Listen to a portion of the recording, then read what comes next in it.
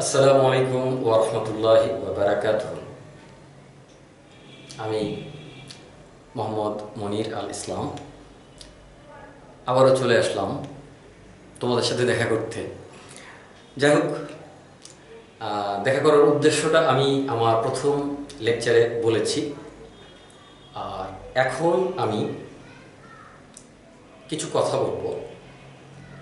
তো কথাগুলো একটু মনোযোগ দিয়ে যদি আমরা শুনি হয়তোবা কাজে লাগবে। আমি এখন যে কথাগুলো বলবো সেই কথাগুলো গণিত বিষয়ের উপরে বলবো। আচ্ছা,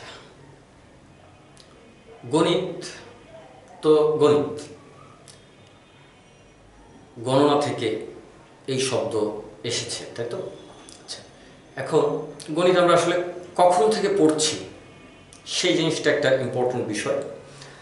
তো আপাতত আমি শুধু একটা কথা বলবো যে এখনকার যে লেকচারটা আছে এই লেকচারটা মাধ্যমিক বা তদূর্ধ্ব যে কেউ ফলো আপ দিতে পারে, আশা করি কোনো সমস্যা হবে না। আচ্ছা, তো গণিত নিয়ে কথা বলার আগে সংক্ষিপ্ত কিছু কথা বলে নিতে চাই। সেটা হচ্ছে আসলে ভাষা কি জিনিস, ভাষা বা ল্যাঙ্গুয়েজ এটা কি জিনিস। ল্যাঙ্গুয়েজ হচ্ছে আসলে ভাবের আদান প্রদান, তাই তো? অর্থাৎ আমার ভাবটা আমি অন্যকে বোঝানোর চেষ্টা করাও ল্যাঙ্গুয়েজ, আবার অন্যের ভাবটা নিজে বোঝার চেষ্টা করাটাও কিন্তু ল্যাঙ্গুয়েজ। ল্যাঙ্গুয়েজ কীভাবে এলো সেটা নিয়ে একটু বলি। ল্যাঙ্গুয়েজের প্রথম বিষয়টা হচ্ছে যে প্রতিটা প্রাণীর কিন্তু কিছু না কিছু ক্ষেত্রে তাদের ল্যাঙ্গুয়েজ আছে। আমরা দেখেছি যে কুকুর একটা সুন্দর প্রাণী, অ্যাটলিস্ট খারাপ প্রাণী বলা যায় না, কারণ এটা অনেক প্রভুভক্ত, এই জন্য বলছি। তো সে কিন্তু তার একটা এরিয়া থাকে, এই এরিয়ার বাইরে গেলে তাকে ওই আরেক এরিয়াতে যখন ঢোকে ওই এরিয়ার কুকুর কিন্তু তাড়া করে। আবার তার এরিয়া অন্য কুকুর ঢুকলে সেটা কিন্তু তাড়া করে।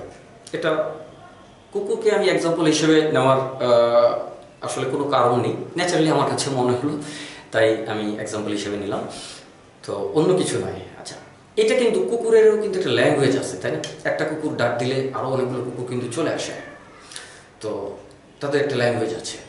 তাহলে ল্যাঙ্গুয়েজ আসলে বলবো কবে এটা আসলে প্রতিষ্ঠা লাভ করেছে এটা বলা খুব মুশকিল। তবে অ্যাজ এ মুসলিম আমরা বিশ্বাস করি যে আদম আলাইহিস সালাম যখন এসেছিলেন তখন থেকেই ল্যাঙ্গুয়েজ চলে এসছে। বাদবাকি বিতর্কে আপাতত আমরা যাব না, পরবর্তীতে আমরা অন্য বিষয়গুলো নিয়ে আলোচনা করব, সেটা বিবর্তনবাদের ক্লাসে আলোচনা হবে যে ল্যাঙ্গুয়েজ কিভাবে এলো বা কেন ল্যাঙ্গুয়েজ কেন এলো, কখন এলো। এটার প্রয়োজনীয়তা তো আমরা সবাই জানি, এটা নিয়ে আলোচনা করার কিছু নেই। ল্যাঙ্গুয়েজ নিয়ে আলোচনা করার কারণটা একটু পরে বলছি, আগে আলোচনাটা শুরু করি। সেটা হচ্ছে ল্যাঙ্গুয়েজ যখন এলো তখন একটা ঘটনা ঘটলো। সেই ঘটনাটা হচ্ছে যে মানুষ এটাকে ক্লাসিফাই করলো। ক্লাসিফাই বলতে এখানে যে ক্লাসিফিকেশনটা কথা আমি বলছি সেটা হচ্ছে এক একটা জাতির এক একটা ল্যাঙ্গুয়েজ, সেটা না। ক্লাসিফিকেশনটা হচ্ছে the way of transmission of wands mode, অর্থাৎ আমার যে মোড বা আমার যে সেন্স বা আমার যে থটস, এই থটসটাকে ট্রান্সফার করার জন্য আমরা অনেকগুলো ওয়ে ব্যবহার করি। কী ধরনের ওয়ে ব্যবহার করি? যেমন আমি মুখ দিয়ে বলছি, এটা হচ্ছে এটার আমার মিডিয়ামটা হচ্ছে সাউন্ড। আবার কখনো কখনো আমরা লাইট দিয়ে সিগন্যাল দিই, সেটাও কিন্তু একটা ল্যাঙ্গুয়েজ, তাই না? তো যেটা মুখ দিয়ে বলি সেটা কান দিয়ে শোনা যায়, আর যেটা লাইট দিয়ে আমরা শো করে থাকি সেটা কিন্তু চোখ দিয়ে দেখা যায়। তো একটা জোনাকি পোকা সে আলো উৎপাদন করতে পারে। কিভাবে উৎপাদন করে? It's a chemistry basically. তো পরবর্তীতে আমরা জানবো যে কেমিস্ট্রি বিলংস টু ফিজিক্স। তো দ্যাটস ইট, এটা নিয়ে আমরা পরে আলোচনায় আসবো, অন্য ক্লাসে আমরা আলোচনা করব। তো আমাদের যেটা মূল স্ট্রিম সেখানে থাকি, সেটা হচ্ছে যে কেমিস্ট্রি এর মাধ্যমে একটা জোনাকি পোকা আলো উৎপাদন করবে। তো এই আলোটা কিন্তু আরেকটা জোনাকি পোকা দেখতে পেলে কি হচ্ছে, ওই জোনাকি পোকাটা কিন্তু বুঝছে যে ওখানে আরেকটা জোনাকি পোকা আছে, তাই তো? তো এটাও কিন্তু একটা ল্যাঙ্গুয়েজ। এটাও ল্যাঙ্গুয়েজ। আচ্ছা, তাহলে এইভাবে আমরা যদি ল্যাঙ্গুয়েজকে ক্লাসিফাই করি, একটা সাউন্ড মিডিয়ামে যাচ্ছে, আরেকটা হচ্ছে লাইট মিডিয়ামে যাচ্ছে, দুইভাবে আমরা ল্যাঙ্গুয়েজটাকে ক্লাসিফাই করতে পারি। এখন লাইট মিডিয়ামে সবাই, আমি কি লাইট উৎপন্ন করতে পারছি? না, পারছি না। তাহলে কি হচ্ছে? আমি কিন্তু হাত নড়াচ্ছি, সো আমার হাত থেকে কিন্তু অন্য জায়গা থেকে আলো পড়ে সেখান থেকে কিন্তু আলোটা ক্যামেরায় যাচ্ছে। তো বা আমার সামনে যদি কেউ থাকে তার কাছে যাচ্ছে, সে কিন্তু আমার হাতের অবস্থানটা দেখতে পাচ্ছে। তারপরে এই লাইট মিডিয়ামের মাধ্যমে আমরা কিন্তু কমিউনিকেট করি। আমি যদি এটা দেখাই তার মানে হচ্ছে 1, যদি এটা দেখাই তার মানে হচ্ছে 2। Of course it's a sign of victory. Okay, তাহলে আমরা এইভাবে কিন্তু ল্যাঙ্গুয়েজটা একজনের থেকে আরেকজনের কাছে আমাদের চলে যাচ্ছে। তো এই ল্যাঙ্গুয়েজের আমরা দুটো মিডিয়া আমরা দেখতে পাচ্ছি এই জায়গায়, একটা হচ্ছে সাউন্ড, একটা হচ্ছে লাইট। এছাড়াও আরও অনেক রকমের ল্যাঙ্গুয়েজ থাকতে পারে, মেজর দুটো মিডিয়াকে ফাইন্ড আউট করা হয়েছে, আরও অনেক রকমের থাকতে পারে। যেমন আমি একজনকে কি করলাম, হয়তো আস্তে করে এভাবে একটা চাপ দিলাম, তাহলে এটা হচ্ছে টাচ, অর্থাৎ ফোর্স। টাচ ফোর্স বা স্পর্শ বল, সেগুলো নিয়ে আমরা ফিজিক্স আলোচনা করবো। এখন আমরা ল্যাঙ্গুয়েজ নিয়ে আলোচনা করছি। ল্যাঙ্গুয়েজ নিয়ে কেন আলোচনা করছি এটা একটু পরে ডিটেল বোঝা যাবে। তো টাচ করলে সে কিন্তু একটা জিনিস বুঝতে পারলো। আমরা অনেক সময় করি না, ঠিক আছে, একজন একটা কথা ভুল করে বলে ফেলছে, তো তাকে আমরা আস্তে করে হাতে চাপ দিয়ে বলার চেষ্টা করি যে না, তুমি এটা বলো না। তো সে হয়তো থেমে যায় বা অন্যদিকে এটাকে ডাইভার্ট করে নিয়ে যায়, লাইক দ্যাট। সো এটাও কিন্তু একটা ল্যাঙ্গুয়েজের অন্তর্ভুক্ত। এরকমভাবে আমাদের যে পঞ্চেন্দ্রিয় আছে, পঞ্চেন্দ্রিয়র ভিতরে একটা হলো চোখ, এটা দিয়ে আমরা একটা ল্যাঙ্গুয়েজ ধরতে পারি। আলোর মাধ্যমে যে সিগন্যালগুলো আসে, অর্থাৎ আমি হাত নাড়াচ্ছি, এটা আলোর সিগন্যাল তোমার চোখে যাচ্ছে, তো লাইক দ্যাট। একটা হলো চোখ, আর একটা হচ্ছে কান, এটা দিয়ে সাউন্ড সিগন্যালগুলো আমরা ধরতে পারি। সো স্কুলের ঘন্টাটা 2টা ঘন্টা পড়লে আমরা বুঝি যে দ্বিতীয় পিরিয়ড গেল, লাইক দ্যাট। সো এটা একটা ল্যাঙ্গুয়েজ, এটা একটা ভাষা আছে, এটা ভাষা হিসেবে কাজ করছে, ভাষা আছে না, ভাষা হিসেবে কাজ করছে। আচ্ছা, এরপরে হচ্ছে আমাদের স্মেলিং পাওয়ার, এটাও কিন্তু একটা ল্যাঙ্গুয়েজ আছে। আমরা কিন্তু মেজর দুটো কথা বলেছিলাম, একটা হলো সাউন্ড আর একটা হচ্ছে লাইট, অর্থাৎ চোখ এবং কান। মুখ দিয়ে সাউন্ড বেরোবে, কানে শুনবে। গেস্টার এবং পোস্চার আমাদের সেটা থেকে আমাদের চোখে আসবে। গেস্টার এবং পোস্চার লাইট থ্রো করছে, সো সেই লাইট এমিশন আমার চোখে আসবে। এটা হলো আমাদের আরেকটা ইন্দ্রিয়, দুইটা ইন্দ্রিয়, একটা কান, একটা চোখ। নাকে আমরা স্মেল পাবো, আমরা কিন্তু মেজর দুটো বলেছি, একটা হলো কান, একটা হলো চোখ। নাকে আমরা স্মেল পাবো, সাপোজ আমরা একটা জায়গায় যাচ্ছি, তো এখানে একটা সুগন্ধ আসছে, কিসের? গোলাপ ফুলের সুগন্ধ আসছে, তাহলে আশেপাশে গোলাপের গাছ আছে, সো এটা কিন্তু আমাদেরকে একটা ইনফরমেশন দিল, লাইক দ্যাট।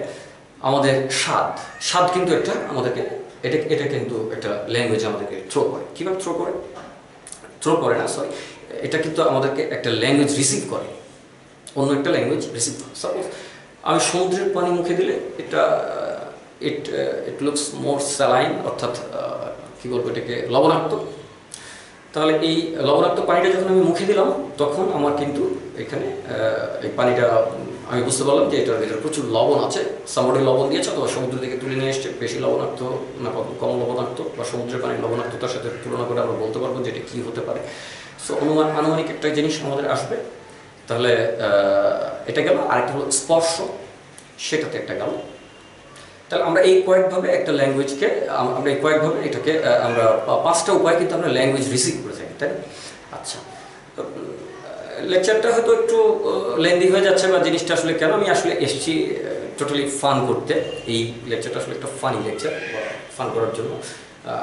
কথায় গল্পে যদি আমরা কিছু শুনতে পারি, আমরা অলস সময় নষ্ট না করে এই ধরনের লেকচারে আমরা মনোযোগ দিতে পারি, ভালো লাগবে, বা আস্তে আস্তে হয়তো আমাদের শেখার বিষয়টা আসবে, আমাদের শেখার জন্য আমরা মানসিকভাবে প্রস্তুত হতে পারবো। তো তো শেষের দিকে আমরা ইম্পর্টেন্ট কথাগুলো বলবো। তার আগে আমরা বলবো যে এর বাইরে এই 5টা মিডিয়ার বাইরে আর কোনো আমাদের ল্যাঙ্গুয়েজ আছে কিনা। আচ্ছা, এই 5টার বাইরে মানুষ অন্য কোনোভাবে ল্যাঙ্গুয়েজ কিন্তু মানুষে কিন্তু নিতে পারে না, রিসিভ করতে পারে না। তাহলে দেখা এর বাইরে কী ধরনের হতে পারে? যেমন একটা জায়গায় আমরা একটা এক্সপেরিমেন্ট করলাম, সেখান থেকে আমরা একটা জিনিস জানতে পারলাম, সেটাও কিন্তু একটা ল্যাঙ্গুয়েজ, কিন্তু সেটাকে আমরা চোখ দিয়ে দেখেছি। তাহলে আমাদের এই 5টাই আসলে আমাদের মিডিয়া, 5টা মিলে আমাদের টোটাল যে মিডিয়ামের যে সিস্টেমটা, সেই সিস্টেমটা কিন্তু তৈরি হয়েছে। আচ্ছা, এখন আমরা এক্সপেরিমেন্ট করি কিংবা আমরা কোনো কিছু দেখে শিখি কিংবা কোনো কিছু আমরা ভাবি, সেটাকে আমরা লজিক্যালি ইভ্যালুয়েট করার চেষ্টা করি, কিংবা কোনো কিছু আমরা টোটালি বর্ণনা করার চেষ্টা করি যে এই জিনিসটা এরকম না এরকম, হোয়াটএভার আমরা যাই করি এই ধরনের বিষয়গুলো। যেমন কোনো একটা জিনিস আমরা ভাবছি যে ঠিক আছে, আপেলটা কেন নিউটন ভেবেছিলেন, আপেলটা কেন উপর থেকে নিচে পড়লো, লাইক দ্যাট। এরকম অনেক কিছু ভাবনা আমাদের ভিতরে থাকতে পারে, অনেক কিছু এক্সপেরিমেন্ট থাকতে পারে, এবং সেগুলো লজিক্যাল ইভ্যালুয়েশনের জন্য আমরা কিছু লেখালেখি করতে পারি, হ্যাঁ, ইত্যাদি অনেক কিছু, কোনো কিছু রেকর্ড করে রাখতে পারি। সো এগুলো সবই কিন্তু আমাদের এই 5টা মিডিয়ার মাধ্যমে আসছে। এখন আমরা যদি একটু আসি, সেটা হচ্ছে আমরা 4টা মডিউলে ল্যাঙ্গুয়েজটাকে ভাগ করব। মডিউলও আসলে এটার এক প্রকার ক্লাসিফিকেশন, এটা একটু দেখি। 4টা মডিউল হচ্ছে, একটা হলো আমার বলা এবং শোনা। বলা একটা মডিউল, শোনা একটা মডিউল। কারণ আমি বললাম কিন্তু তুমি শুনে বুঝলে না। আরেকটা 2টো মডিউল গেল, আরও 2টো মডিউল আছে, সেটা হলো লেখা এবং সেটাকে পড়া, চোখ দিয়ে আমরা পড়বো। তো এই 4টা মডিউলে আমরা ভাগ করতে পারি। যে কোনো একটা ল্যাঙ্গুয়েজকে জেনারেলি মডার্ন এইজে এই 4টা মডিউলে আমাদের ভাগ করা হয়ে থাকে। এবং এর ভিতরে আসলে কয়েকটা বিষয় আছে। বিষয়গুলো কি? যেমন আমরা যদি একটু খেয়াল করি, সেটা হচ্ছে অনেক বড় বড় সায়েন্টিস্টরা কি করে গেছেন, কিছু এক্সপেরিমেন্ট করেছেন, কিছু দর্শন করেছেন, তারপরে নিজেরা কিছু চিন্তা ভাবনা করেছেন, কিছু গাণিতিক ক্যালকুলেশন করেছেন, হোয়াটএভার, দার্শনিকরা কিছু লেখালেখি করে গেছেন, ফলাফলগুলো সবাই কিন্তু লিখে গেছেন। তাহলে লেখার মাধ্যমে কিন্তু তারা তাদের ল্যাঙ্গুয়েজটা আমাদের কাছে এখনও বলছেন, হয়তো ওনারা জীবিত নেই, কিন্তু ওনাদের সেই ল্যাঙ্গুয়েজটা আমরা নিচ্ছি, রিসিভ করছি, আমাদের ভাষাটা আমরা রিসিভ করছি। রিসিভ করে কিন্তু আমরা আজকে এতদূর পর্যন্ত এগিয়ে যেতে পেরেছি। আচ্ছা, এবার একটু আসি, সেটা হচ্ছে যে এই ল্যাঙ্গুয়েজের যে 4টা মডিউল আমাদের আছে, এই 4টা মডিউল নিয়ে আমরা একটু লং রানে এগিয়ে যাব। সেটা হচ্ছে প্রথমে আমাদের লেখন পদ্ধতি। বলাটা কিভাবে এসছে, এটা আসলে বিভিন্ন প্রাণী বিভিন্নভাবে সাউন্ড উৎপন্ন করে, তারা কিন্তু তাদের কিন্তু ল্যাঙ্গুয়েজ আছে। মানুষরাও আরও অন্য প্রাণীর কিন্তু ঠিক মানুষের মতোই কাছাকাছি ভাষা আছে, হ্যাঁ। তো সেটা নিয়ে আমরা এখন আলোচনা করবো না, সেটা নির্ধারিত সাবজেক্টে আলোচনা করব, সেটা মূলত বায়োলজিক্যাল ইস্যু। সো বায়োলজি সাবজেক্টে আমরা আলোচনা করব। আমরা এখানে শুধু আলোচনা করব যে হচ্ছে মানুষের ভাষাটা কীভাবে এলো, কেন একটু পরেই বলছি। তো প্রথমে মানুষের ভাষাটা যে আসছে, সেটা হচ্ছে বলার মাধ্যমে এবং শোনার মাধ্যমে, তাই তো। বিভিন্ন রকমের সাউন্ড, যেখানে ধ্বনির ব্যাপার স্যাপারগুলো ছিল, এবং সেখান থেকে হয়তো আমরা শব্দ এবং পুরোটা বললে সেন্টেন্স বা বাক্য, এবং এরপরে হচ্ছে যে এই কতগুলো বাক্য মিলে হয়তো আমরা একটা প্যারাগ্রাফ তৈরি করছি, প্যারাগ্রাফ মিলে হয়তো একটা বড় আর্টিকেল তৈরি হচ্ছে। এই আর্টিকেল হয়তো সেখান থেকে গিয়ে আমাদের হয়তো কী হচ্ছে, কতগুলো আর্টিকেল বা সাব আর্টিকেল থেকে আর্টিকেল হচ্ছে, আর্টিকেলের পরে সেখান থেকে গিয়ে হয়তো একটা অধ্যায় হচ্ছে, সেই অধ্যায়, কতগুলো অধ্যায় মিলে বই হচ্ছে, কতগুলো বইয়ের খণ্ড মিলে একটা পূর্ণ রচনা হচ্ছে, এই ধরনের একটা বিষয় আছে। তো যাই হোক, এভাবে অনেকগুলো রচনা মিলেই আজকে আমাদের জ্ঞান সম্ভার। তো এখানে যে শব্দগুলো আসছে, তো শব্দগুলোর কী হচ্ছে, শব্দগুলো ক্লাসিফাই করতে হচ্ছে, তাই ক্লাসিফাইটা কি, শব্দ ধ্বনিগুলো ক্লাসিফাই করা হচ্ছে। সাপোজ আমি অ উচ্চারণ করলাম, তারপরে আ উচ্চারণ করলাম, তারপরে ক উচ্চারণ করলাম, ইত্যাদি। তো এগুলোর একটা লিখিত রূপ আসছে।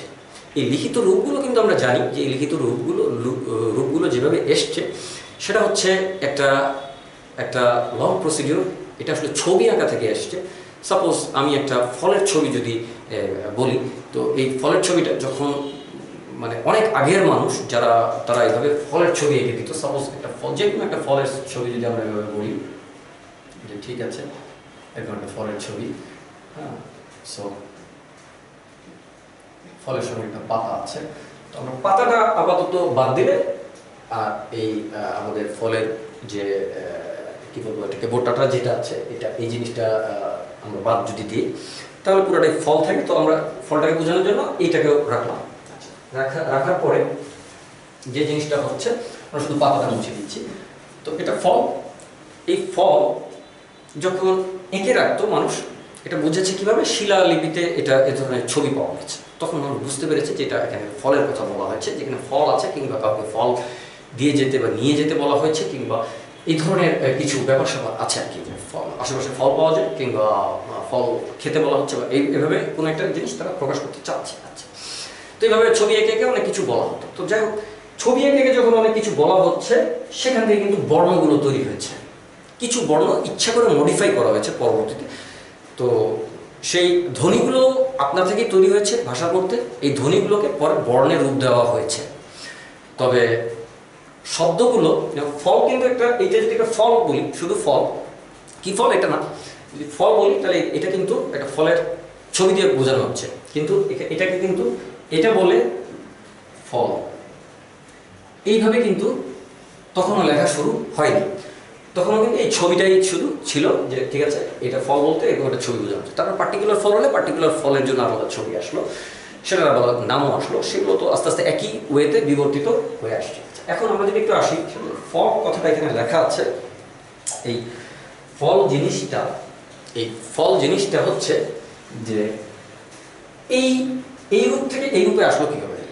পরবর্তীতে ভাষার বিভিন্ন ধরনের ফরম্যাট হতে হতে, রিফরমেশন হতে হতে, অর্থাৎ ইভ্যালুয়েশন বা বিবর্তন হতে হতে আমরা কিছু জিনিস এইভাবে দেখতে পাচ্ছি যে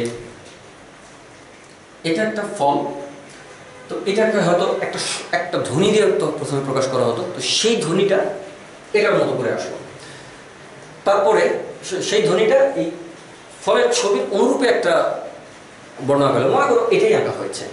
এরপরে কি হলো যে ঠিক আছে, এই শব্দটা, ফল শব্দটা এবং আরেকটা শব্দ, হয়তো সেই দুটার শব্দের সমন্বয়ে একটা শব্দ আসলো যেটা আরেকটা জিনিসের নাম। তখন মানুষ আস্তে আস্তে বুঝতে পারলো যে ঠিক আছে, তাহলে এটা হলো ফল। আর এখানে সাপোজ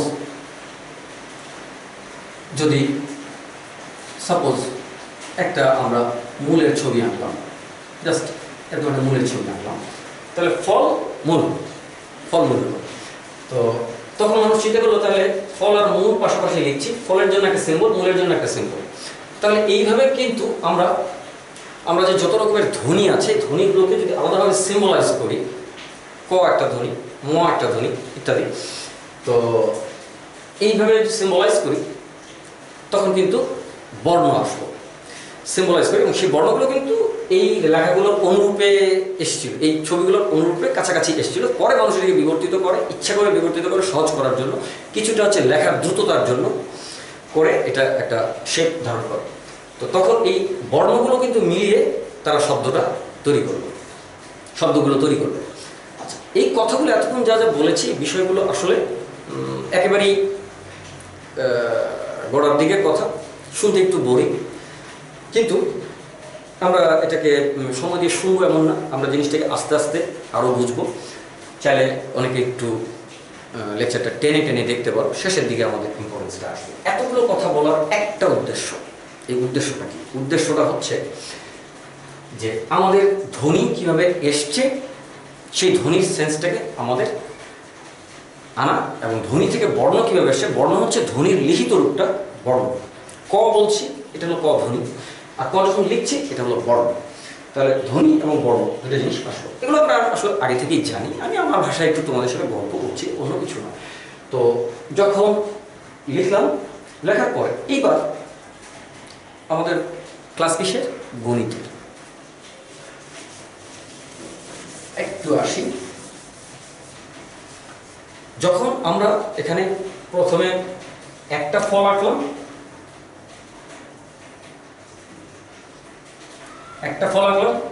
তো দুইটা ফল হলে কি করব? দুইটা, তাই তো, দুইটা ফল। এইভাবে কিন্তু শিলালিপিতে পাওয়া গেছে। পরিস্থিতি পরিস্থিতি কিন্তু এরকমই ছিল, 3টা হলে 3টা, 4টা হলে 4টা। তো একটা পর্যায়ে গিয়ে, এটা তো ভাষা তাই না, যে আসলে আমরা একটা ফল আঁকলাম, 2টা ফল আঁকলাম, 3টা ফল আঁকছি, 4টা, 5টা, 6টা এভাবে চলে যাচ্ছে। এটা কিন্তু একটা ভাষা। এটা ভাষা, যে 3টা ফল আঁকলে 3টা, তার মানে এক কথাটা কিন্তু একটা ভাষা। এটা কিন্তু ভাষা, বা এটা আসলে কি বলবো, যে এটা আসলে একজনের মনের ভাব আরেকজনের কাছে যাওয়ার মতো একটা ব্যবস্থা, অর্থাৎ এটা একটা মিডিয়াম, তাই না? যেমন আমরা বললাম কাগজ, কাগজ, আমি কিছু দাগ দুগ দিয়ে কি করলাম, কাগজ শব্দটা লিখলাম। কেমন করে লিখলাম, কেন লিখলাম, কারণটা হচ্ছে আগে একটা কাগজ ছিল, তো এটা কাগজ নয়, আগে একটা কাগজ ছিল, এই কাগজটা আমরা কি করলাম, আমরা কাগজের একটা ছবি আঁকতাম, তো সেই ছবিটা না এঁকে আমরা কি করলাম, আমরা ওইটাকে বর্ণে ধ্বনিতে ভাঙলাম, ধ্বনিগুলোর জন্য আলাদা বর্ণ ছিল, সেই বর্ণগুলোকে নির্ধারিত নিয়মে লিখলাম, লেখা হয়ে গেল কাগজ। এখন এটা পড়লে বলছি কাগজ। কিন্তু যদি ফল লিখি তাহলে তো ফল একটু আগে লিখেছিলাম, এখন ফল একটা আছে, ফল 2টা আছে। যেমন ফল একটা শব্দ, এক কিন্তু একটা শব্দ, তাই না? ফল হচ্ছে একটা নাম, অনেক রকমের শব্দ আছে, তার ভিতরে নাম এক প্রকার শব্দ, আমরা সেটা ব্যাকরণে আলোচনা করব, এটা এখানে, এটা এই ক্লাসের নয়। কিন্তু এক একটা শব্দ, তাহলে এক হচ্ছে একটা বিশেষণ, এক প্রকার বিশেষণ। তাহলে যেহেতু এক এক প্রকার বিশেষণ, তাহলে এক ভাষার অন্তর্ভুক্ত, বিশেষণ তো ভাষার অন্তর্ভুক্ত, তাহলে এক ভাষার অন্তর্ভুক্ত। তাহলে আমাদের বুঝতে হবে গণিতের উৎপত্তি হয়েছে আমাদের ভাষা থেকে, তার মানে গণিত আসলে একটা ভাষা। কিসের ভাষা, এটা আরো পরবর্তী ক্লাসে আমরা জানবো ইনশাআল্লাহ। কিসের ভাষা, গণিত ভাষাটা কিসের। আমি আগেই বলেছি যে আমাদের লেকচারগুলো শুধুই ফান করার জন্য, আমি একাডেমিক লেকচার এখনো নিচ্ছি না, আমি একটু পরে আস্তে আস্তে আসি, কিছুদিন তোমাদের সাথে একটু ফান করি, মজা করি, দেখি। তোমরা পুরো লেকচারটা নাও দেখতে পারো, জাস্ট টেনে টেনে যে জায়গাগুলো দরকার সেই জায়গাগুলো দেখলে তোমাদের হবে, না দেখলে অসুবিধা নেই, পরবর্তীতে গিয়ে আমরা কপ আপ করতে পারবো। এবং আমরা যদি কোনো কিছু থাকে তা আমরা বলবো যে আগের লেকচারগুলো একটু ফলো করে নাও। এটা আমার এখানে দ্বিতীয় লেকচার চলছে, আমরা সেভাবে দিয়ে দেবো। Lecture 1, lecture 2, common lecture 1, common lecture 2, math lecture 1, math অমুক ক্লাস লেকচার 1, অমুক চ্যাপ্টার লেকচার 1, লাইক দ্যাট সেভাবে দেবো। এটা কিন্তু কমন লেকচার, এটা কমন লেকচার, ঠিক আছে? আমরা জাস্ট জানতে চাচ্ছি গণিতটা কী সেটা একটু জানতে চাচ্ছি, জাস্ট আলোচনা, সবাই আমার ভিউটা আমি শেয়ার করতে চাচ্ছি তোমাদের সাথে, অন্য কিছু নয়, ঠিক আছে? তো তাহলে এক শব্দটা একটা ভাষা, আমার কাছে কয়টা আছে, একটা আছে, কি আছে, একটা ফল আছে, 2টা ফল আছে, তো তাহলে 2ও ভাষা। এইভাবে যতগুলো আমাদের সংখ্যা আছে সবগুলো কিন্তু ভাষার অন্তর্ভুক্ত। আচ্ছা, তাহলে সংখ্যা শব্দটা নিজেও ভাষার অন্তর্ভুক্ত, তাহলে এবং এগুলো এক শব্দটা একটা বিশেষণ, তাহলে এখানে আরো অনেক কিছু পাওয়া যাবে, যোগ বিয়োগ, তো এগুলো কোনটা গ্রামাটিক্যালি কোন আমাদের কি বলবো কোন পদ, সেটা আমরা ব্যাকরণ ভিত্তিকভাবে আমরা আলোচনা করতে পারবো, কোন পদ, বা আমরা বলি যে হচ্ছে পার্ট অফ স্পিচে এটার অবস্থান কি, সেটাও আমরা আলোচনা করতে পারবো পরবর্তীতে। তার মানে গণিতটা আসলে পুরোটা একটা ভাষা, আর কিছুই না। এই জন্যই এটা কিন্তু লিখিত রূপ আছে, লিখিত রূপ আছে, তাই না? যেমন আমাদের সাধারণ ভাষার যেমন বাংলা ভাষার লিখিত রূপ আছে, ইংরেজি ভাষার লিখিত রূপ আছে, গণিত ভাষারও লিখিত রূপ আছে, এবং সেটাও আবার এক এক ভাষায় এক একভাবে লিখিত রূপ আছে। ইংরেজিতে 1 যেভাবে লিখে, বাংলায় 1 সেভাবে লিখে না। তাহলে এতটুকু নিশ্চিত, এতক্ষণের আলোচনা থেকে এতটুকু নিশ্চিত যে গণিত একটা ভাষা ছাড়া আর কিছু নয়। আচ্ছা, গণিত যদি ভাষা হয় তাহলে আমরা যা লিখছি, 2টা ফলের ছবি না এঁকে পরবর্তীতে যেটা আসলো, এই ফলের ছবিটা দ্রুত আঁকার চেষ্টা করার জন্য পরে ওরা বুঝলো যে ঠিক আছে, আমরা সাপোজ একটা ফলের ছবি আঁকলাম, এঁকে এখানে আমরা একটা দাগ দিলাম, তার মানে কি একটা ফল। সেন্সটা এরকম ধরনের ভাবে গ্রো করলো মানুষের।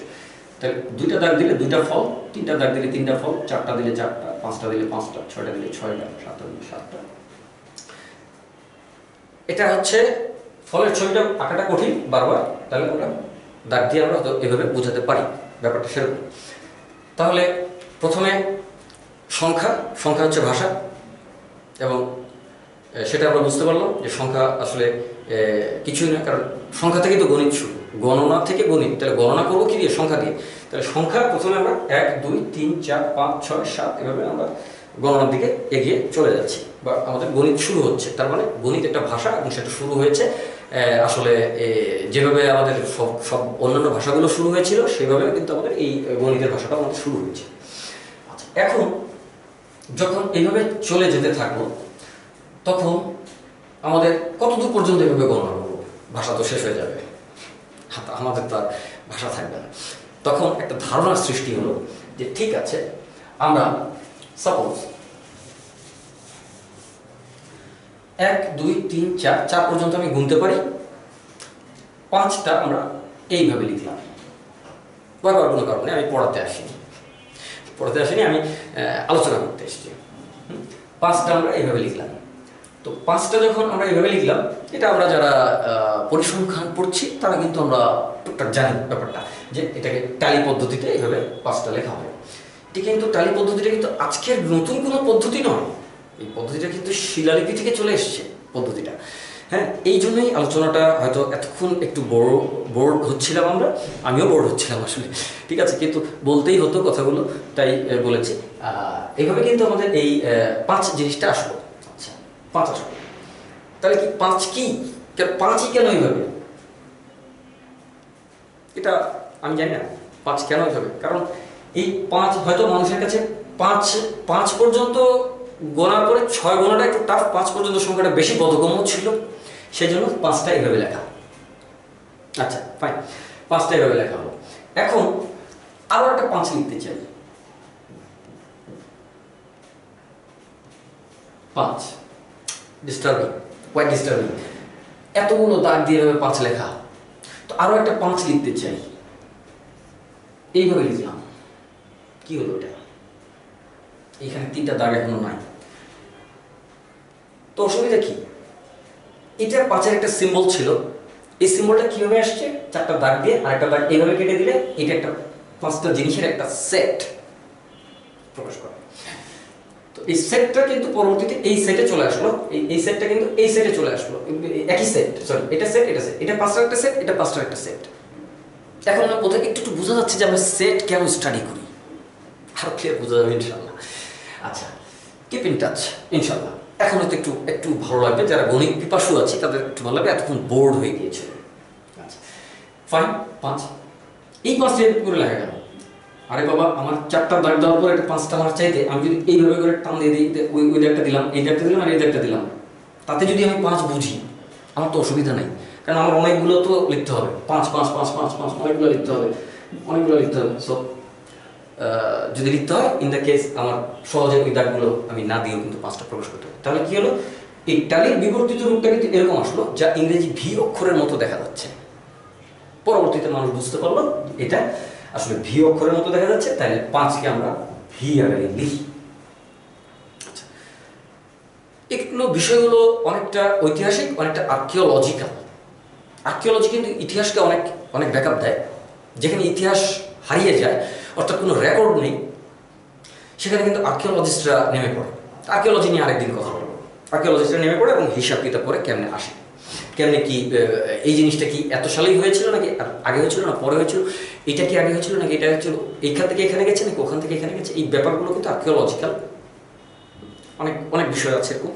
হ্যাঁ, সো কোন স্থাপত্যটা পুরাতন, কেন এটা পুরাতন, তাহলে এই স্থাপত্য যদি পুরাতন হয় তাহলে ওখানকার লোকেরা এখানে এসেছিল নাকি এখানকার লোকেরা ওখানে গিয়েছিল, কোন ঘটনাটা আগে ঘটেছিল, ইত্যাদি বিষয়। তো যাই হোক, সেটা নিয়ে আমরা আর্কিওলজি ক্লাস যদি কখনো হয় তোমাদের সাথে আলোচনা করার যদি সুযোগ হয়, আমি তোমাদের সাথে আলোচনা করতে চাই। যদি তোমরা আমার সাথে আলোচনা করতে চাও, সেক্ষেত্রে আমরা আলোচনা করবো ইনশাল্লাহ। আচ্ছা, তাহলে এখানে আমাদের এইভাবে কিন্তু 5 লেখা গেল। তাহলে 1 লিখছে কিভাবে? এইভাবে। 2 লিখছে এইভাবে, 3 লিখছে এইভাবে, 4 লিখছে কিভাবে? 4টা দাগ দিয়ে। 5 লিখছে এইভাবে। এখন অনেকের মনে অলরেডি প্রশ্ন শুরু হয়ে গিয়েছে যে এখানে 4টা দাগ দিল কেন? প্রথমে 4 এইভাবেই ছিল, তার আগে 5ও এইভাবে ছিল। কিভাবে ছিল? 1 2 3 4 5, 5ও এইভাবে ছিল। 6 এর 4টা বেশি ছিল, সেগুলো সব এলিমিনেট হয়ে যাবে এখন আস্তে আস্তে। আমরা একটু দেখি। তো 4 এইভাবে রয়ে গেল, 5 এইভাবে রইল। তারপর কি 6 কিভাবে লিখবে চিন্তা করছে। তো যোগের ধারণা এলো, যোগ কিভাবে ধারণা এলো? 5 লিখে তারপরে যদি আমরা একটা 1 দিয়ে দিই, 5টা আর একটা 6টা, তাহলে আগে যে 6 ছিল 1 2 3 4 5 6, এটা সহজ হয়ে গেল। তার মানে এই যে 6 আছে, এই 6 প্রথমে এরকম রূপ নিল, এই 6 থেকে এরকম রূপ নিল 1 2 3 4 5 এবং 6। তারপরে এই 6টা এরকম রূপ নিল, এরকম রূপ নিল, তাই তো? তারপরে এটা হলো যোগের ধারণা সৃষ্টি হলো। তার মানে প্রথমে সংখ্যার ধারণা কোথা থেকে সৃষ্টি হলো? এরকম একটা ছবি থেকে সংখ্যার ধারণা সৃষ্টি হলো। তারপরে এই ছবিটা কনভার্ট হলো এরকম একটা দাগে, সেখান থেকে 1-এর সৃষ্টি হলো। এই 1-এর পরে এভাবে 2 সৃষ্টি হলো, তারপরে এইভাবে 3 4 এভাবে সৃষ্টি হলো। 5 ছিল হচ্ছে 4 পরে আরো একটা দাগ বেশি 5, এইভাবে ধারণা সৃষ্টি হলো। এবার একটু আমরা আসি, একটা ফল দুইটা ফল সেটা না লিখে এইভাবে দুইটা দ্বারা দুইটা ফল নির্দেশ করা হয়, হয়তো তার পাশে একটা ফলের ছবি দেওয়া হয়, তাই তো? তো এই ফলটা হচ্ছে একটা একক। পরে আসছি, মাথায় কিছু রাখার দরকার নেই, কিছু নোট ডাউন করার দরকার নেই আপাতত। শুধু দেখো, ভালো লাগলে নোট ডাউন করতে পারো, না করবো না, কিন্তু বাধ্যতামূলক না, ইটস নট দ্যাট ইম্পর্টেন্ট। হ্যাঁ, আচ্ছা, দ্য সেন্স গ্রো করো, উৎসাহ গ্রো করো, আর কি, অন্য কিছু। আসলাম, প্রথমে আমরা কি করলাম? প্রথমে আমরা একটা ফল দুইটা ফল লিখছিলাম, 3টা ফল লিখছিলাম, 4টা ফল এভাবে লিখছিলাম। তারপরে ফলের জায়গায় আমরা দাগ ব্যবহার করলাম। দাগ ব্যবহার করার পরে কি হলো? আমরা ইচ্ছা মতো দাগ দিয়ে চলে যাচ্ছিলাম। দাগ দিতে দিতে হঠাৎ করে সেখান থেকে ট্যালি আসলো। ট্যালি আসার পরে ট্যালি থেকে আমাদের বাকি দাগগুলো মুছে 5-এর মতো একটা সংখ্যা তৈরি হলো। তারপরে আমরা বুঝতে পারলাম যে ট্যালি থেকে, এটা তো সাধারণ দাগ পদ্ধতি, এটা ট্যালি পদ্ধতি, তার থেকে সংখ্যা পদ্ধতি তৈরি হচ্ছে। কিন্তু আমরা জানি সংখ্যাটা রোমান সংখ্যা, তাই?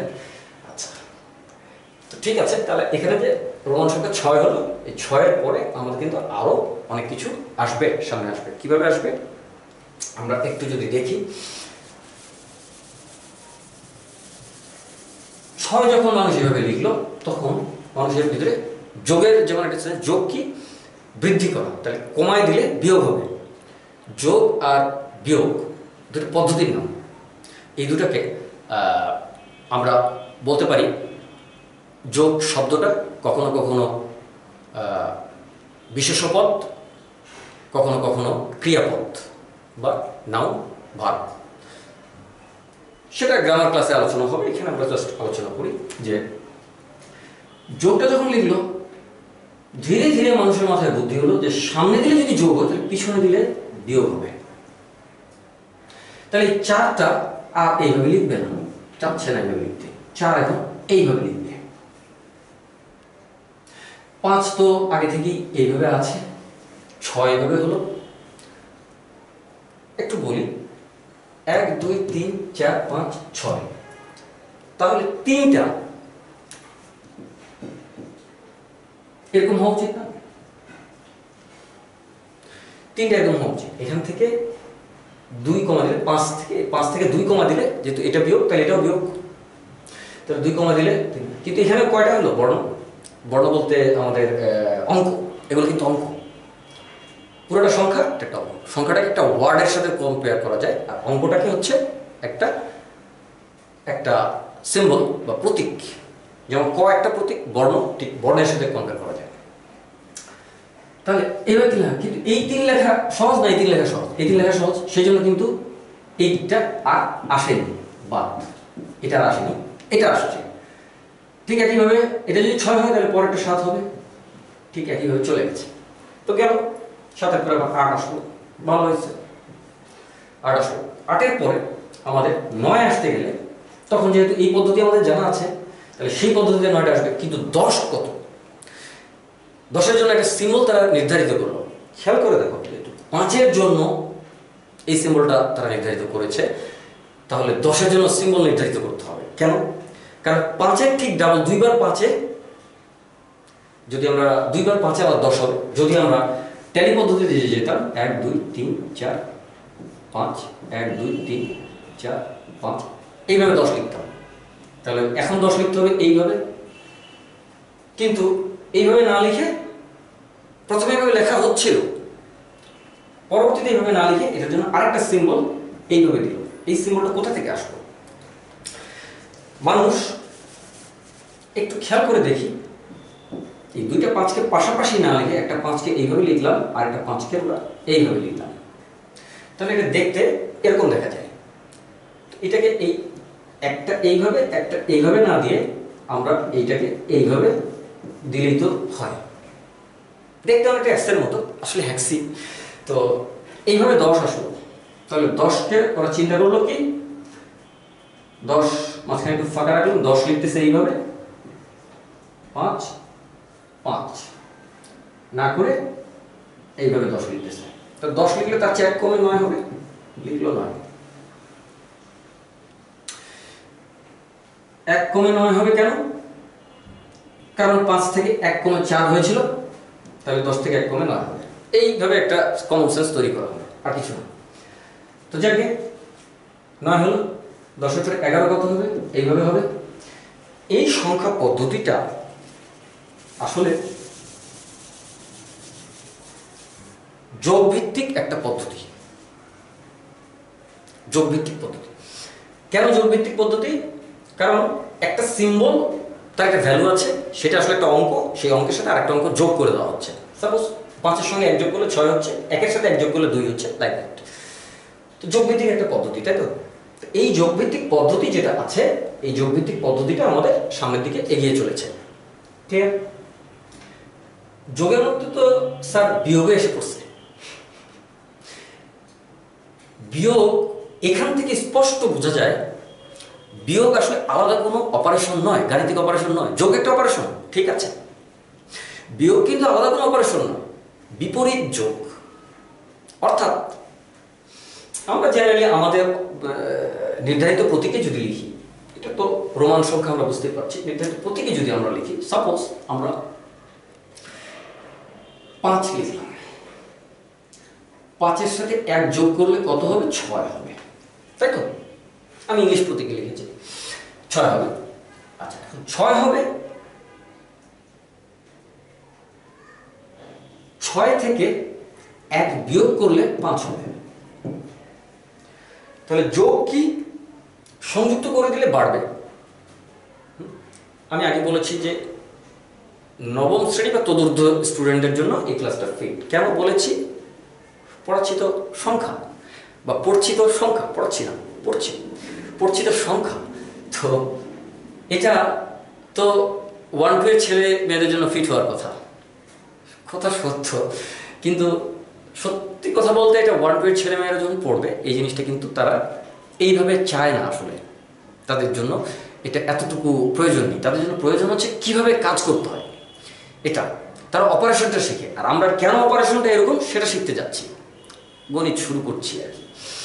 তো যাই হোক, 5 আর 1 হচ্ছে 6, 5 এর সঙ্গে 1 যুক্ত করলে, বাড়ায় দিলে 6টা জিনিস হয়। কেমনে হয়? এই 1টা 2টা 3টা 4টা 5টা, তার সাথে যদি একটা যোগ করি তাহলে হলো 6টা। 1টা 2টা 3টা 4টা, এখানে সাপোজ 5 তো আমরা এইভাবে লিখছি, 5 আর 1টা, সরি 1টা, তাহলে আমাদের হলো 6টা। এটাকে তো আমরা এইভাবে লিখি না, তাহলে এইভাবে লিখি, তাহলে 6টা হলো। ঠিক আছে, খুবই ভালো কথা, খুবই ভালো কথা। 5টার সঙ্গে 1টা যোগ করলে হচ্ছে 6টা হবে। কিন্তু 6টা থেকে 1টা বাদ দিলে কত হবে? এটা বুঝবো কিভাবে? এটা বিপরীত যোগ, এটা যোগ, এটা বিপরীত যোগ, যার নাম হচ্ছে বিয়োগ, কিন্তু আসলে বিপরীত যোগ। ইনভার্স বলি আমরা, ইনভার্স অপারেশন। তো 5 এর সঙ্গে যখন আমরা 1 যোগ করবো তখন 6 হবে। তাহলে যেহেতু এখান থেকে 1 বাড়িয়ে এটা হয়েছে, তাহলে এখান থেকে 1 কমালে এটা হবে। সেই জন্য আমরা বলি যে 6 থেকে যখন 1 বিয়োগ করি, তখন আমরা এই জিনিসটা চিন্তা করি যে এই 1 এর সাথে কত যোগ করলে 6 হবে। আমি আবার বলছি কথাটা, একটু ফানি ওয়েতে নিতে হবে, আসলে জিনিসটা ফানি। ঠান্ডা মাথায় চিন্তা করো, একটু এই জায়গাটুকু বারবার টেনে দেখো, দেখবে ক্লিয়ার বুঝতে পেরেছ। 5-এর সঙ্গে 1 যোগ করলে 6 হয়। 6 থেকে 1 বাদ দিলে কত হয়? 6 থেকে 1 বাদ দিলে কত হয়, এটা যখন আমরা চিন্তা করি তখন আমরা এইভাবে হিসাব করি যে 1-এর সঙ্গে কত যোগ দিলে 6 হয়।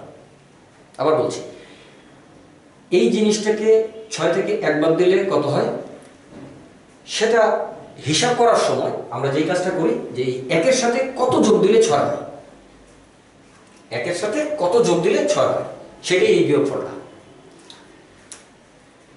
আমার 6 হতে হবে, 1-এর সাথে কিছু একটা যোগ করলে আমার 6 হবে, সেটাই কিন্তু আমরা আসি। তখনই কিন্তু আমরা হাতের গণনায় আসি যে ঠিক আছে আমার কাছে 1 আর কত হলে 6 হয়। তো 1 আছে, this is my palm, this is like ears, this is my palm. তো 1 আমার কাছে আছে, 2 3 4 5 6, তারপরে 1-এর পরে আরো 5, 1 2 3 4 5, 5 যোগ দিলে আমার 6, সেই 5টা কিন্তু আমরা এখানে লিখছি। তার মানে বিয়োগ আসলে আলাদা কোনো প্রক্রিয়া নয়, বিপরীত যোগ। তাহলে আমরা কি কি আজকে দেখলাম? আমরা রোমান সংখ্যা দেখলাম, দেখতে গিয়ে একটা জিনিস বুঝতে পারলাম যে রোমানরা যোগ বুঝতো, তাই, এবং সেই প্রক্রিয়াটার নাম হচ্ছে যোগ। তাহলে প্রথম জিনিস হচ্ছে গণিতের প্রথম জিনিস, 1 নম্বর জিনিস, 1 নম্বর বিষয় হচ্ছে কি, সেটা হলো প্রথমে আমাদের গাণিতিক বর্ণ বা শব্দ, এইটা কি, তার মানে অঙ্ক। গাণিতিক বর্ণকে আমরা কি বলি? অঙ্ক বলি। এটা একটা অঙ্ক, এটা একটা অঙ্ক, এটা একটা অঙ্ক, এটা একটা অঙ্ক, অঙ্ক বলি। তাহলে প্রথমে আমরা জানলাম যে অঙ্ক কি জিনিস, অঙ্ক কি জিনিস, এটা কিন্তু আমরা জানলাম। অঙ্কগুলো কি জিনিস, এখানে রোমান অঙ্ক দেখা যাচ্ছে, এখানে আমাদের আমাদের ডেসিমাল অঙ্ক, ইংলিশ ভাষায় ডেসিমাল অঙ্ক দেখা যাচ্ছে। ফাইন, অঙ্ক কি জিনিস আমরা জানলাম। তো অঙ্ক কিভাবে আসছে সেটাও বুঝতে পারলাম। অঙ্ক থেকে একটা সংখ্যা কিভাবে আসছে, সংখ্যাটা বুঝতে পারলাম। সংখ্যা আমরা সবসময় রোমানকে টার্গেট করছি, এটা কিভাবে আসলে একটু পরে আমরা আলোচনা করবো, এই ক্লাসে নয়, পরে। এই ক্লাসে বেশি আলোচনা করলে বোর্ড হয়ে যেতে পারে সবাই। 2 হচ্ছে অঙ্ক থেকে আমরা আসছি সংখ্যা। আমরা দেখছি গণিত কিভাবে যাত্রা শুরু করেছিল অতীতে এবং আজকের পর্যায়ে কিভাবে এসে গেছে। আমরা চাই যে আমরা আরো অনেক দূর যাই। তো অঙ্ক, সংখ্যা। 3 নম্বরে আজকে আমরা যে জিনিসটা বুঝতে পারলাম, যোগ কি জিনিস, 4 নম্বরে আমরা বুঝতে পারলাম বিয়োগ, যাকে আমরা বলবো বিয়োগ, যাকে আমরা আসলে বিয়োগ নাম দিয়েছি ঠিকই, এটা আসলে বিয়োগ নয়, এটা আসলে বিপরীত যোগ।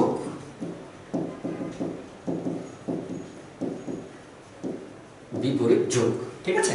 তাহলে আজকে আমরা শিখলাম অঙ্ক কি জিনিস, সংখ্যা কি জিনিস, যোগ কি জিনিস, বিপরীত যোগ বা বিয়োগ কি জিনিস। আচ্ছা, এ পর্যন্ত গেল আমাদের কি গেল, আমরা রোমান সংখ্যাগুলো লিখতে শিখলাম, এবং রোমান সংখ্যা একটি যোগ ভিত্তিক সংখ্যা এবং রোমান সংখ্যায় সেট ব্যবহার করা হয়েছে। তাহলে 5 নম্বর আমরা আরো একটা জিনিস শিখেছি, সেটি হলো সেট কি জিনিস। সেট পরে আসছি, সেটের আরো অনেক সুন্দর সুন্দর ব্যবহার আছে, তোমরা অভিভূত হবে আশা করি ইনশাআল্লাহ। তো সেট কি জিনিস আমরা শিখলাম। প্রথম সেট হচ্ছে 5টা সেট, একই একটা সেট, কিন্তু একটা জিনিসকে আমরা আসলে সেট বলি না, সেই জন্য এটা বলবো না। আমরা প্রথম সেট হচ্ছে 5-এর সেট। সেটের সঙ্গে আমরা যোগ করে আসছি, এবং এখানে আসলে সেটের সঙ্গে সেট, 5-এর সঙ্গে 5 যোগ করা আছে। তো আরো বড় সেট, 2টা সেট মিলে যে একটা সেট হয়, সেটাও বুঝতে পারছি। তো ঠিক আছে, তাহলে আমরা প্রথমে অঙ্ক লিখলাম, তারপর সংখ্যা লিখলাম, তারপর সেট লিখলাম, সেটগুলো লিখছি। সেটগুলো লেখার পরে সেটের সঙ্গে আবার সেট আমরা যোগ করলাম, সেটের সঙ্গে ইউনিট যোগ করলাম। যেমন এটা একটা ইউনিট, এটাও কিন্তু একটা ইউনিট, হ্যাঁ, 1 ইউনিট সেট। সো এটা 2টা হলে এখানে 2টা ইউনিট মিলে আরেকটা নতুন ইউনিট হয়েছে। তার মানে আমরা কিছু জিনিস আরো বুঝতে পারলাম। 6 নম্বর আমাদের হচ্ছে ইউনিট, বাংলায় লিখি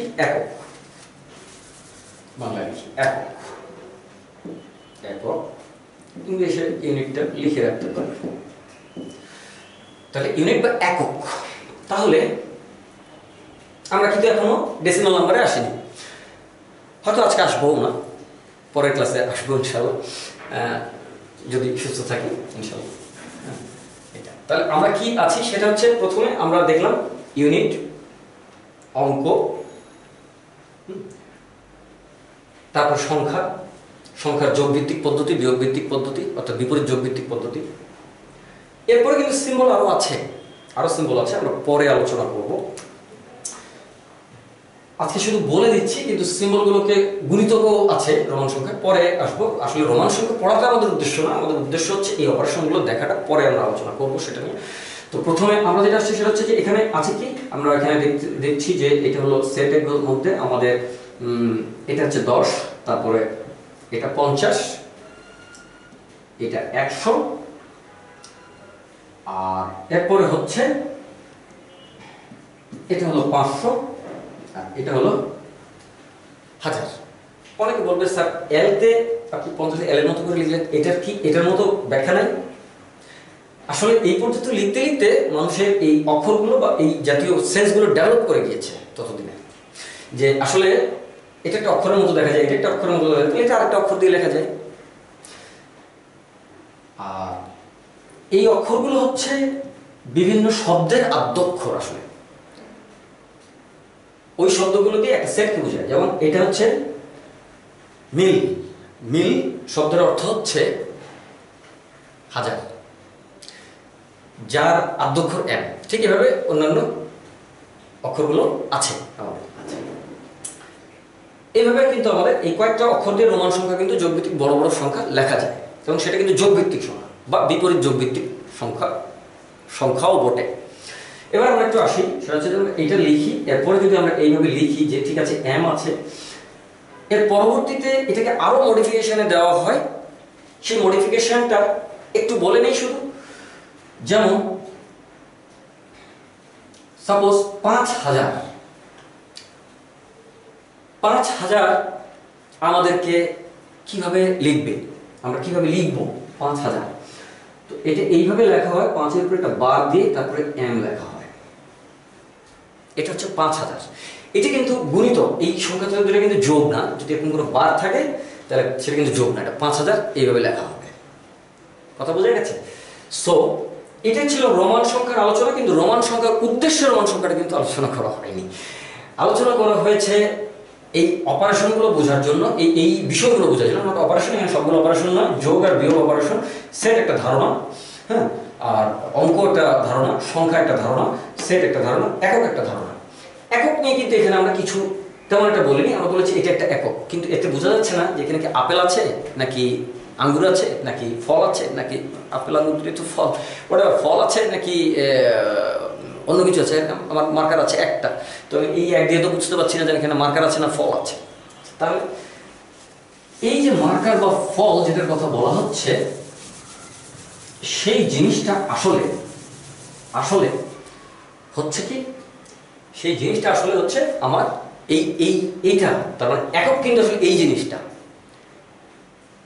আপাতত, পরে আমরা আসছি এটা আরো চেঞ্জ হবে। তাহলে আজকে আমরা এই কয়েকটা জিনিস কিন্তু আমরা শিখলাম, যে একক কি জিনিস, এটা কি জিনিস, এই 6টা জিনিস কিন্তু আমরা এখান থেকে শিখেছি। আজকে লেকচার দীর্ঘায়িত করতে চাচ্ছি না, অনেক দীর্ঘায়িত আসলে করে ফেলেছি, কারণ নন একাডেমিক লেকচার, এই লেকচারগুলো এত দীর্ঘায়িত করলে আসলে অনেক সময় ধৈর্য রাখা যায় না। তো যাই হোক, কেমন লেগেছে এটা আমি তো আর জানি না, আমি দূরে আছি। তো আশা করি ভালোই লেগেছে বা ভালো লাগা উচিত। দোয়া রইল তোমাদের সবার জন্য, আমাদের সবার জন্য দোয়া করো। আসসালামু আলাইকুম ওয়া রাহমাতুল্লাহি ওয়া বারাকাতুহু।